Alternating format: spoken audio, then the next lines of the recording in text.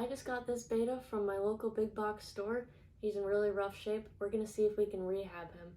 Looks like he has Popeye, he has fin rot, and he has some sort of fungal infection going on. So let's see what we can do for him. Let's go back to the beginning of the story. When I saw this little guy, I knew I couldn't leave him behind. He was in pretty rough shape. You can clearly see the fungus on the tips of his tail, and this giant bulging eye. By the time we got home, he was already even more stressed.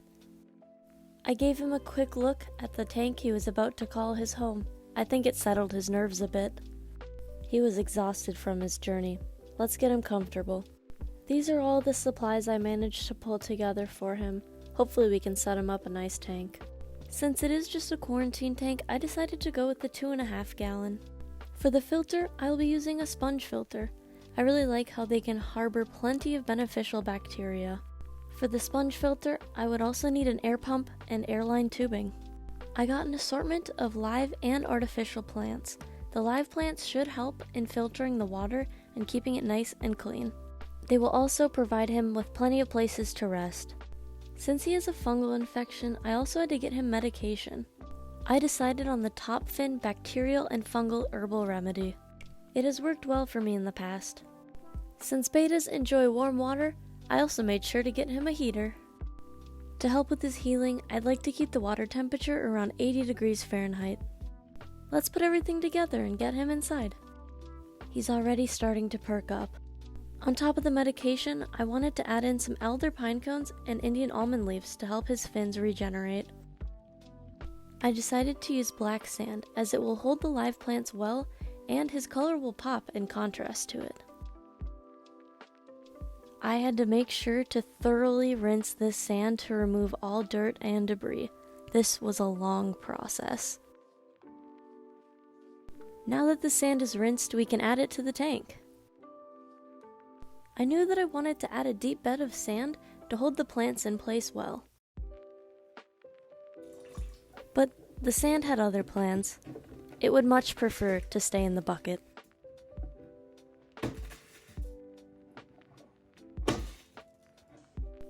Once I got all the sand in, I smoothed it out and moved on to adding the water. I made sure to dechlorinate all of the water using Chem Prime. I added about 1 drop per gallon. I put a small bowl on the sand bed to dump the water into, hoping that the sand wouldn't be disturbed too much during the process. It kinda worked. I accepted defeat and smoothed out the sand once again. It's now time to assemble the sponge filter and add it to the tank, along with the heater.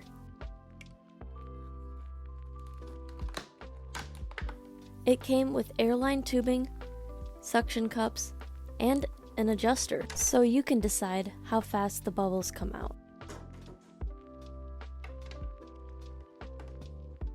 I no longer needed this airline tubing, and we'll come back to that heater.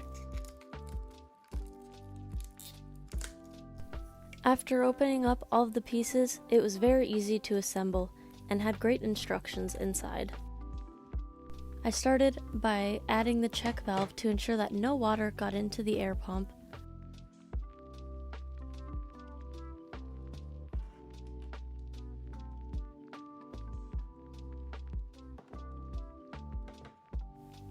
I cut the tubing one more time to add the adjuster in.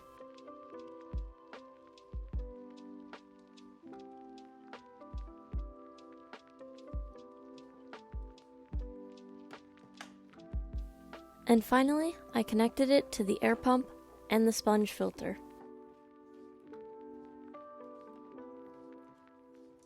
Once I plug in the air pump, the air should flow directly from the pump to the check valve, down to the adjuster, and finally, all the way through to the sponge filter itself.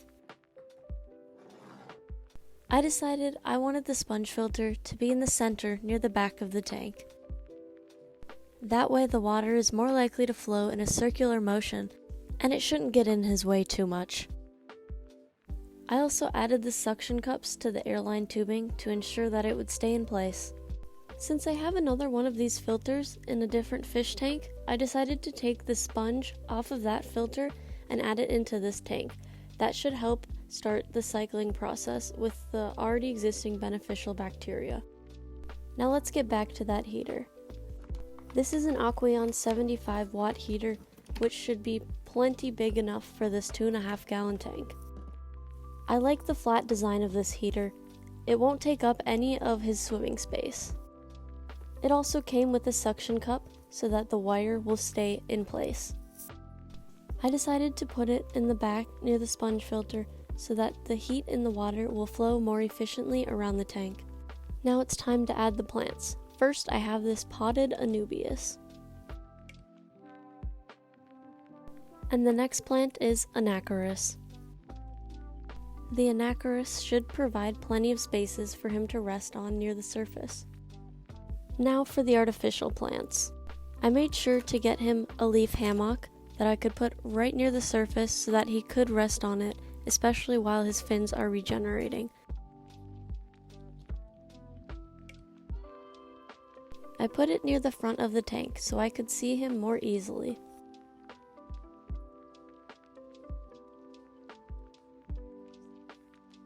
Now I'm adding the elder cones and the Indian almond leaf. This should add tannins to the water that will naturally help his fins heal. And of course, the bacterial and fungal treatment. I made sure to follow the instructions closely so that I wouldn't add too much or too little to the tank.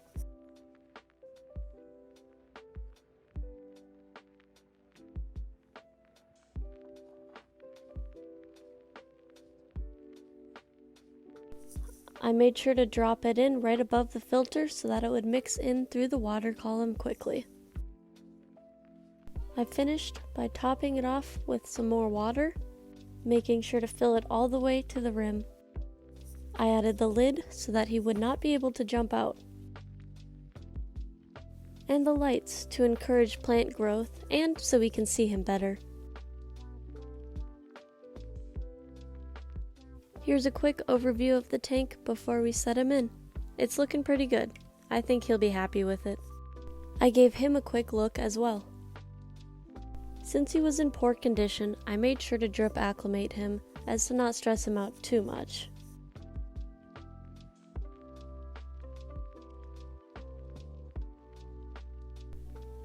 I carefully dumped his cup through a net and transferred him into the tank. I did this to make sure that none of the dirty water from his cup would get into his nice, new, clean home. When I dropped him in, he slowly sunk to the bottom of the tank. You can tell that he's exhausted. But when he realized all of the room he had, he couldn't help but start exploring. He slowly swam around for a couple of minutes, exploring every inch of his new home. I can tell that he is struggling. So for now, let's let him rest.